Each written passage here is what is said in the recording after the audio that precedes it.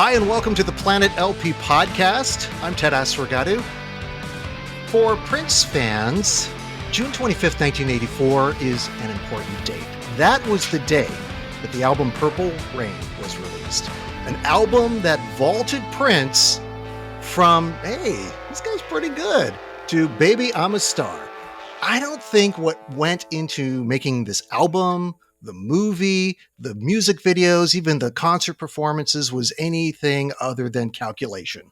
It was a calculated move designed to vault Prince into the A-list. And guess what? It worked.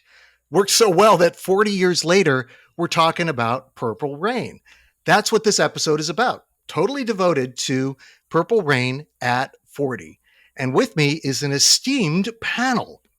A longtime contributor to the Planet LP podcast. He writes for Popdose. He wrote for Ultimate Prince, Diffuser FM. It is Keith Creighton. Welcome back to the pod, Keith.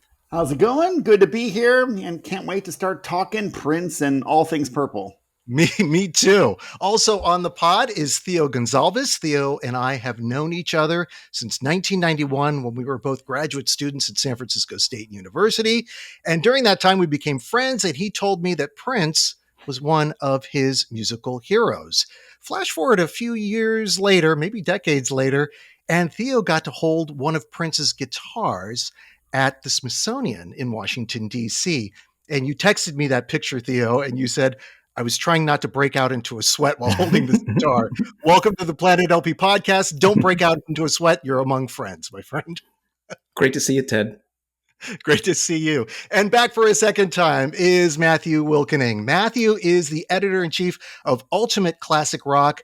He is also a contributor and editor to Ultimate Prince. And this is the second time he's been on the Planet LP podcast. Hey, Matthew. Hey, Ted. Great to be back. Thanks for having me. So like I said, got some heavy hitters here. So with that, let's get started. To kickstart the conversation, I'd like to go around the horn and ask each of you, starting with Theo, what your Prince origin story is and how you reacted to Purple Rain, the album, the first time you heard it. So Theo, you're up first. Sure. My Prince origin story goes back to my childhood friend, Ricardo Iglesias. We were little kids. And this must have been 1981. I was in middle school, and he held up the phone to me. He held up the phone. Well, actually, we were talking to each other almost every night, and we would do things that kids do, which is to chat about everything. And there was one night he held up the phone, and he wanted to play for me this music that his sister introduced to him. And it was the Controversy album by Prince. So that was 1981. And that's how I got started. My brother and I then started listening, and we started buying Prince albums, going back in the catalog, moving forward. And by the time 1984 hit with Purple Rain, we were already deep into it. We loved what we were hearing, and we couldn't wait to see what was going to happen with this new video, this new movie. And that just seemed to kind of take things to a different level. But by that time, I was also a kid raised as a Roman Catholic, and I was playing music by Prince in the Catholic masses on a weekly basis, playing things like Darling Nikki and I Would Die for You, Purple Rain, of course, but smoothed out versions, because in the Catholic Mass, there's a lot of interstitial moments that you need as transitions from one part of the ritual to the next. And so I was kind of disguising the music for my friends as they were sitting in one set of pews, but then also playing it for the other general congregation. So there's Korean and Filipino aunties that would later say, oh, that's really kind of nice, mellow music. So as you finish your communion, you're sitting there and you're kind of meditating about the sermon. You're hearing my version of Let's Go Crazy or Darling Nikki or whatever it was. And for me, it was an important lesson about how music could communicate different things to different people at the same time. And I've been trying to work with that music and that legacy of Prince ever since. I want to say you're a subversive by doing that, but then you look at Prince's worldview at the time, and he was very devoted to God. So there was this sort of duality that's going on, the dirty side and then the religious side. That's right. Yes. How about you, Matthew? Profane. Yeah, the sacred and profane. Very good. Matthew, how about you? Mine is I'm a little fuzzy on the details. I know it was the 1999 era, And I know my sisters were playing Corvette in 1999, and I was trying to resist it because I was a heavy metal kid. And they set off my contrarian streak, like, well, if my sisters like it, forget it. I want out. But I was the kid on the block without cable. My parents decided we're not doing cable. So the only time I could see MTV was if I watched it at my friend's house, or I would think I was cat sitting or something. I got to watch it.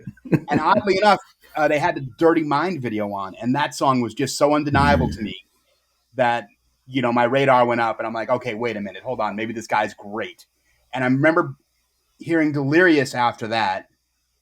And then I was right tipping on the point. And then When Doves Cry and Let's Go Crazy, and it had guitar. So now my defenses were gone and I was all the way in, and I have been ever since. He worked on you. Yes, yeah. Little by little. And it was the guitar that seemed to be the tipping point, right? Right. If I had heard Bambi before, maybe that would have been quicker, but I didn't know. Right. How about you, Keith? Well, my Prince origin story is unique because I originally hated Prince. What? Because, like Matt, we did not have cable on our block. We had to go down to the end of the street, into the basement of a friend, into their basement called the Omni, and then we would watch in binges MTV. And I gravitated towards all the videos that looked like little movies, like the Kinks Come Dancing, Crocus, Midnight Maniac, the Members, Working Girl. So that's what I wanted to see, especially since I was kind of transitioning from, I was raised on Fleetwood Mac and ABBA. And now in the early 80s, I was getting into new wave. And so that's what I kind of wanted to see. And so they kept just playing 1999 and Little Red Corvette, which were performance videos shot on the same set. So they were basically the same video. Even Delirious, even though I wound up, Delirious was my gateway drug because I liked that. It was just different enough that it piqued my interest. But when Doves Cry came out, I was like, holy crap, what is this? Sonically, it was unlike anything I'd ever heard. It was weird like new wave. He was very gender fabulous with his clothing, which really made me, as a gender queer kid, long before we knew what that word was, I was like, oh, this is something I could really get into. But I was 16 at the time, so old enough to buy the record, not old enough to get into the movie. And the movie was like this fantasy world that I couldn't access. And, back in the day, if you missed it in the theaters and you don't have a VCR at home, you miss it. That's it. You don't see it again until you see the edited version on TV 10 years from now. So that's where I was just obsessed with it. And I didn't get to see the movie until the final week it was in theaters. So, wow. Yeah, it was one of those things where I was like, okay, I think the forbidden part of it was a great way of the whole gateway thing with Prince. So just as a quick follow-up, why did you wait so long to see the movie? Was it just that you didn't have the money? Your parents said no? Was it? Yeah, what was it? My parents wouldn't take me, and I couldn't find, none of my friends liked Prince. And so it was kind of this thing that I had all to myself. And then oddly enough, I got my first ever girlfriend through Prince fandom, because the girl that worked at the salad bar in the restaurant that I was a busboy at said, my sister likes Prince, you should hit it off. And kind of going back to Theo's story, I met this girl on phone. We talked 4 hours a night for 5 nights in a row. We're boyfriend and girlfriend before we ever met face to face. And our first date was Purple Rain. Wow. What a great first date. Yeah. Wow. Let's talk about Prince changing your life. There you go. I hope your first date went better than Apollonia's and Prince's did in the movie, because that was kind of a weird first date. We didn't wind up in the lake, that's for sure. That's what I'm getting at. Even though I did wind up in the dumpster, metaphorically speaking. Yes, there you go. But it wasn't Jerome that put you in there. Okay. There you go. Exactly. So my Prince origin story is in high school. I was a junior in high school when we had a TV studio at our high school. It was a part of a program called Regional Occupational Program. And we produced a weekly television show for a cable channel, which was public access. Well, in the audio room, there were a couple of girls listening to Controversy, because I was all like, I kept hearing, I think they were playing Do Me. And and I said, who is that? And they said, oh, it's Prince. And at the time, I kind of conflated Prince and The Time as the same group. Right. I said, oh, Prince and The Time? They said, oh, no. This is just Prince. I said, oh, apart from his group? No, this is Prince. I said, okay. So that was the first sort of minor introduction because I really didn't know much about Prince. When the 1999 video came on MTV, I was like, wow, this is really great. Pretty sexy too. And another friend of mine in high school, his name's Tony, he actually had the record. And I said, hey, Tony, would you loan me the record so I can make a cassette dub of it? And he said, sure. So he gave it to me. I brought it home. And the 1999, the one looks like a what? Okay, so you see basically a penis on there. And I stuck the record by the record player. My parents come home.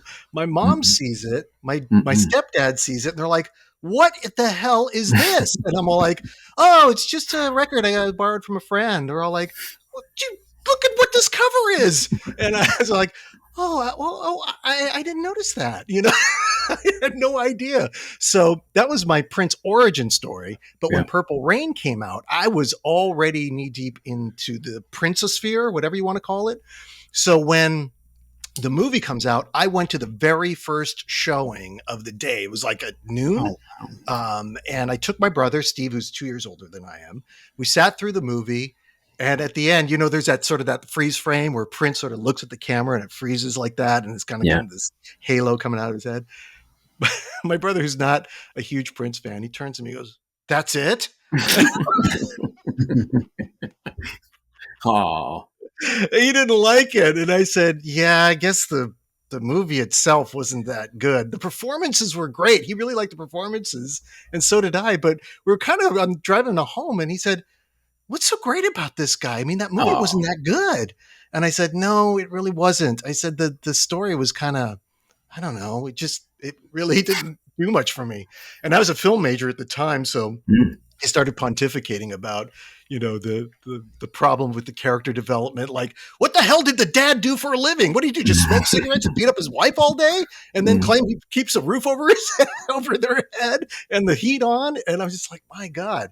But I know when I texted the three of you, I said a lousy movie. And Keith, you said fisticuffs, man, it's coming. Because I did not think it was a lousy movie. Yeah, I don't think it was a lousy movie at all. I love the opening. Check out the opening of the film where it introduces Prince, Morris, and Apollonia.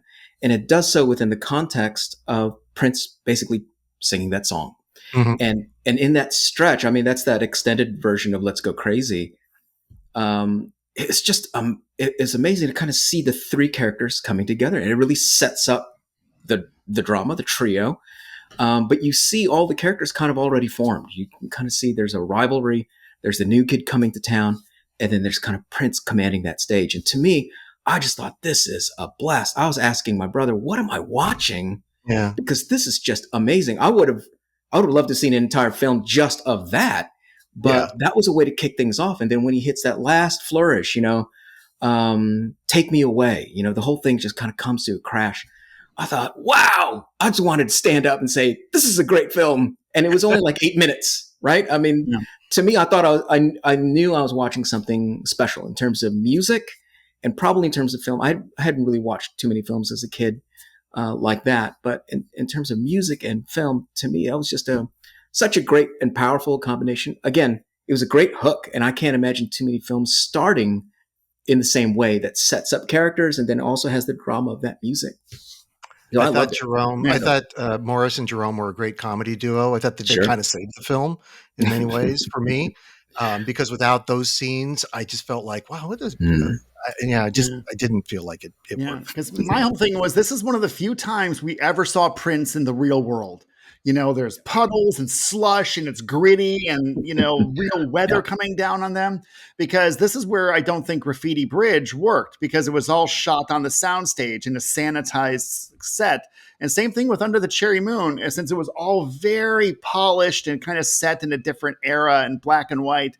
And Purple Rain set the stage for like 8 Mile, in terms of, here is our star in the real world, and it's gritty and it's just visceral. And I just couldn't get enough frame to frame from start to finish. I was all in. I thought, especially when you read about how they made the movie and how close they were in production from the finishing of the script, it's just amazing. They got this thing made in the dead of winter and had it out so fast, all while Prince is recording a song a day and filling his vault with probably 200 songs in that era. So I think it's just an amazing achievement from filmmakers and the stars, and the fact that he put the revolution through acting and improv lessons, my And dance God. lessons. Yeah. And so it's just like, I think it's just an incredible achievement that holds up. It's still streaming and I love it. How about you, Matthew? I hate to be a downer, but I'm Team Ted on this one. This I agree. Expanded Siskel and Ebert here. Yeah, that opening. You're right about the opening segment, but I think that makes it a good video, not a good. But once they really start talking, you're taking a step down in quality. But the videos are great. I think of it as more of a long form video, like 3 Chains of Gold or Diamonds of. I don't. Yeah. I don't consider it fully a movie. I know it was, but I can't imagine how long it's been since I watched it or what would ever make me watch it again. I would say the production of it was great. I mean, the way they filmed it, the way they staged it and everything, my God, it looked fantastic. And I just rewatched it last night ahead of this podcast. And I was struck by how well it was done. It was made for $7 million and it grossed $70 million at the box office. So yeah, a good investment. Yeah. But you take all the performances out and then say, what is this story? It's a story about bands that are battling with each other. It's about domestic violence. It's about how domestic violence gets sort of passed down to the next generation. Yep. And it's about striving to come out of sort of a middle-ish, lower middle class upbringing where you're just kind of desperate to make it. And yeah, they vaulted to stardom. At least Prince did at the end. Yeah, well, Prince mentions, and this is in the book, the coffee table book wrapped in purple velvet that came out from Andrea Swenson. She kind of gives the story about this. And I know it's been in a lot of the other books that have been made about Prince over the years that, there was a rough, idea for what the original movie was going to be. Then they brought in the new director who pitched Prince the story. And Prince was like, how did you come up with that story? Because that story is basically my life. Wow. Even though he said his dad in real life didn't drink and wouldn't be caught dead near a gun, he said there was a lot of the emotional truth of his story was in Fagnoli's, pitch to him. And so I think it was a very brave move to make a very unsanitized story. I mean, they could have made him just some superhero rock star. I mean, look at Vanilla Ice's debut, Cold as Ice or Cool as Ice, whatever that movie was. They could have done a sanitized wank fest of a movie, but they didn't. They made something real, and so I still think it holds up. And you have to admit, even though this was from California, that film shot, what a great, that one photo sells the movie, sells the album, and it's like, oh my God, whatever this world is, I want it. Yeah. I think also the other aspect of this to me was being able to see black and white faces making this kind of music that, to me, it was crossing a lot of boundaries and genres in terms of rock and new wave, hip hop and soul. And for me, I was thinking this is a really great musical language being played by these beautiful faces that I don't usually see on mainstream films or on television, certainly. And I think if we were to kind of wind back to think about how the industries have been so segregated, both the music and the television and film industries were so racially segregated, even up until that time. I know folks have been talking about MTV, which was an incredibly segregated selection of artists until certain people had to break through, right? And to be able to see this, it was awesome. And I grew up on the Monterey Peninsula, so to me, what was the big city? The big city was either LA or San Francisco. It was either that or New York. How about this? This is Minneapolis. This is kind of a window into a place that I have no idea where this is taking place. And it was as much kind of an education for me as it was a kind of a grounding, and I love the way you talk about it, Keith, in terms of like kind of a grounding of the hero in reality. This is a reality. I thought, wow, I'd love to learn more about this. I don't know anything about this thing called the Minneapolis Sound. So it forced me to kind of think about these other bands and other scenes and kind of to think about what does that really mean to be part of a scene or a community. And again, it was just so rich. I get it. It's not the greatest cinematic achievement that's ever been accomplished, but it kind of allowed me to think about anchors and hooks into other topics that for me were just starting. Yeah. And Theo brings up a good point that Purple Rain wasn't just an album. It was a fully immersive experience that took us through most of 1984, because you figured to get the full experience, you had to listen to Purple Rain, Ice Cream Castles by the Time, the Apollonia 6 record, eventually the Sheila E. record, and then all the Prince B-sides. You know, every time he released a single, there was a new song that expanded the universe a little bit more. Then he would put out 12-inch singles, which, like on Let's Go Crazy, adds an entire whole bridge in the middle of it, you know, which was ridiculously exciting. And then the 10+ minute I Would Die for You. Then you get another Lonely Christmas at the end of the year, which is the most depressing Christmas song ever, you know? And so then you get the tour, you know? So now you've got the videos, the albums, the B-sides, all the other bands. And now you get a tour where you're now with 18,000 of your kindred spirits in an arena. And so, I mean, it was really just a complete festival of experiences that took up most of the year. Yeah. Anything to add there, Matthew? Not particularly. Those are good points. They are. I think that Theo and Keith make excellent points about not only the fusion of styles within the music and also in the videos, where you have a more expanded view of music, of the musical palette that seemed to be very segregated at the time.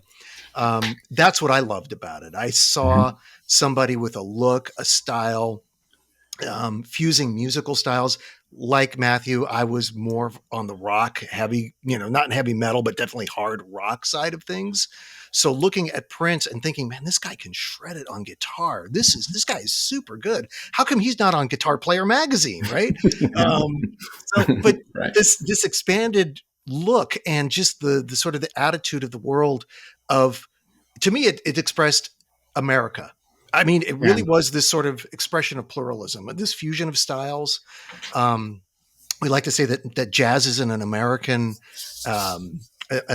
genre. It is very much so, and a reflection of who we are as Americans. But I thought that Prince, with Purple Rain and prior albums, was really doing something similar, like what jazz was doing, was fusing these styles and saying, hey, it's not just, this kind of new wave stuff or hard rock or whatever. Look at it as it comes together as one sort of fusion. And I was always into that aspect of it. And I think that that's kind of framed my worldview.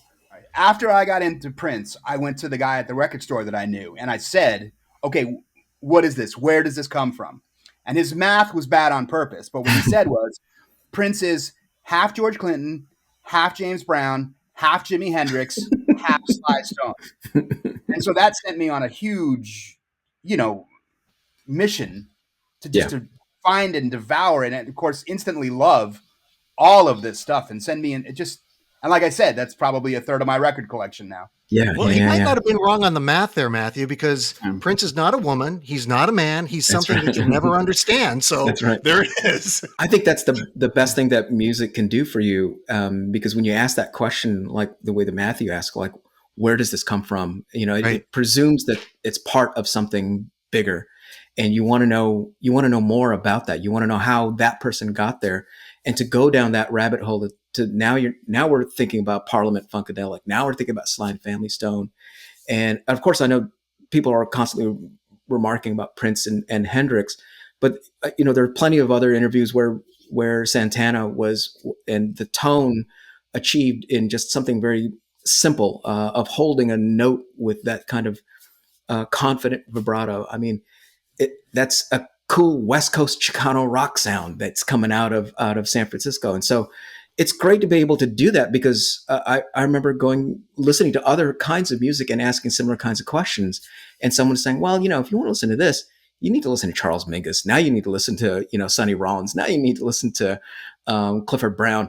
And, that's a great gift, somebody to be able to give you something that's inspiring, and you realize, I'm going to chase down every album, every B-side, every iteration that this artist is going to create. But then now I'm going to chase down other musical traditions. And for me, it wasn't just, the Black American musical tradition. I was also, devouring Spandau Ballet and Ultravox and Roxy Music, who for me were kind of like an analog to what Prince was doing. I was loving the fabulousness of the gold lame suits from ABC. That was my band, along with Roxy Music and all these other kind of Euro weirdness of the New Romantics. And it seemed like he was also, gesturing constantly toward that. It's got to look beautiful on stage. And yeah, we're going to wear ruffles and it's going to have silver and lame and heels. To me, it was just a great convergence of a lot of different kinds of things, not just music, but again, also fashion and sexuality. So, I mean, wonderful rabbit holes to go down.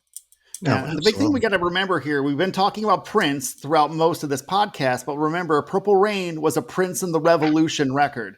Right. And the members of the Revolution had a really prominent impact on the sound and kind of taking Prince to where he got in the Genius era. Because when you look at most people as their Prince fandom, kind of starts around Dirty Mind, kind of ends around Batman, and you realize that was the era that Wendy, Lisa, Matt Fink, Bobby Z, Sheila E., plus the brothers of Wendy and Lisa, and all had a major impact on Prince's style and where he was going. And when he jettisoned all of them, that sets up where Prince went in the 90s and the 2000s, which was good, but nothing on par of what the Revolution did. And I still think, in terms of people's fandom and appreciation, Prince and the Revolution is what people really like.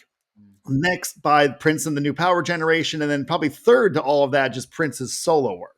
So do you think that they helped him write those songs, or do you think that he wrote knowing what they could do, or he wrote seeing how they reacted to what he wrote, what he liked, what they liked and didn't like is what got on the record? Yeah, look at Dirty Mind. That was a Matt Fink, synth line, And so it's stuff like that. And then, like, especially in the book, and especially if you read Dwayne Tudall's books, you look at the influence of all the different sounds that they brought into his life that he was then able to run with and flourish, And so from specific like Middle Eastern instruments that start showing up on Purple Rain and then take over completely and around the world in a day. Imagine Prince without that influence of Joni Mitchell, of not being able to incorporate that. Another dimension. I mean, we all know that he can kind of really stay locked in a groove, in a pocket. And in many ways, again, that's what the time represents so clearly, so aggressively, in such a masculine kind of way. And again, look at their styles, very much zoot suits, gangsters. And it has that heavy vibe. But then he's also absorbing and kind of translating what Joni Mitchell means to him. And it's interesting to kind of see his musical brain try to come up with his own voice. Yeah. Hey, so as we're hitting our little time wall here, self-imposed, I want to close with this, because we've talked sort of in the weeds about Purple Rain, about concerts, experiences, and things like that. Let's just kind of go around the horn again. What's the best track that stands out to you, the most stellar track on this record that when you listen to it, you're like, that's it. That's the track that sealed the deal for me. I've heard When Doves Cry a lot because that was the lead single, but now that we've all listened to the record over and over for the last 40 years, there must be some track that kind of bubbles up and you say, like, that's it. That's it for me. We'll start with you, Matthew. I'm always dazzled by Take Me With You, especially as like the 2 and the 1-2 punch. He comes out hitting so hard with the guitar and the rock on Let's Go Crazy.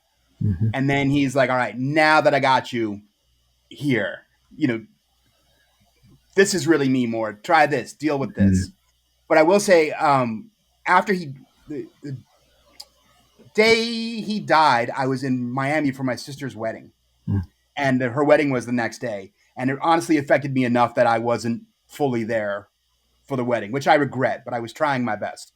I mean, his music means that much to me. And I didn't listen to any music until I got home. And the first thing I put on was Let's Go Crazy. And the energy and the life and the happiness and the joy and the positive message that's in that song, I finally just broke down and cried because I can't believe that that's out of our lives. Mm. And that song still now, because of that moment, whenever I hear that song, like it's better if people aren't around. Like I still that's my memory of Prince dying and how much he meant to me now. Wow. So, Okay. yeah. How about you, Theo? Oh, geez, Matthew, thank you for sharing that. That's really amazing. I have to agree with you. Let's Go Crazy and Take Me With You are great tracks. I'm gonna go with Computer Blue because the use of that drum machine just kind of in that particular tempo and cadence, and then you've got Wendy and Lisa with the invitation at the very beginning, that vocal invitation at the beginning, and it spins out of control into this beautiful thing with that father song that he adds in on guitar.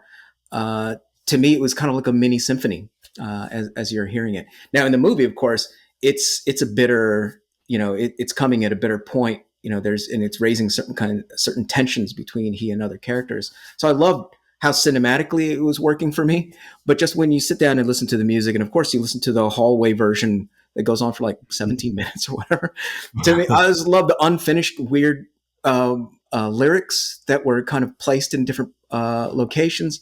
And to me, that drum machine kind of droning on, it just seems to be just such an amazing little symphony of funk and rock that it is nearly perfect. I just love it every time I hear it. Oh, excellent. Good story. How about you, Keith? Yeah, same thing. On the original play of the album, Computer Blue is my least favorite. To me, it was a segue between the intensity of The Beautiful Ones and then the audacity of Darling Nikki. But then when the hallway speech version came out, and if you have a lot of bootlegs, there's a bunch of different takes on the 15-minute jam session that was Computer Blue. And to me, the Computer Blue hallway speech version is the apex of Prince in my collection in terms of just, maybe up there with, like the second track on Sign of the Times live, playing the Sunshine. But when the full band is going, because this was a full band jam at Sunset Sound in Los Angeles that did the hallway speech version. And to me, that just shows all the musicians hitting the peak cylinders, all the spoken word entries, it just shows the entire kaleidoscope of Prince's creativity version. Yeah. Okay. All right. So how about you? One for me, it was Let's Go Crazy. I can't. That's what hooked me from the get-go, because that was the first song on the record. I never grow tired of that song for the guitar on there. It's just so amazing, and especially that last solo that he does. The scream at the end, "Take Me Away." I was watching the movie last night. My daughter was on the couch playing her video games, as she tends to do on her laptop, and she was listening to the first part of the movie, and she says, "Wait a minute. Did he just say, 'Don't let the elevator bring us down'? The elevator? Was he Easter egging his own death? Oh my God!" My gosh. And he mentions in the book that the elevator is his metaphor for heaven and hell. And he said, "Don't let the elevator take you down" was his thing about don't go to hell. And so he did prophesize that quite a lot. But the thing was, I started laughing because I said, "That's pretty funny." And I said, "You mind if I use that in the podcast tomorrow?" And she goes, "Yeah. I said, "I will credit you." So Maya, this is all on you, right? This is because of you. This was a really great deep talk and deep dive into Purple Rain at 40. Keith, Theo, Matthew, thank you so much for joining me on the Planet LP podcast for this retrospective. Thanks for having me. Thanks, Ted. That's it for the Planet LP podcast. I'll be back next time with more deep talk about music right here on the Planet LP podcast.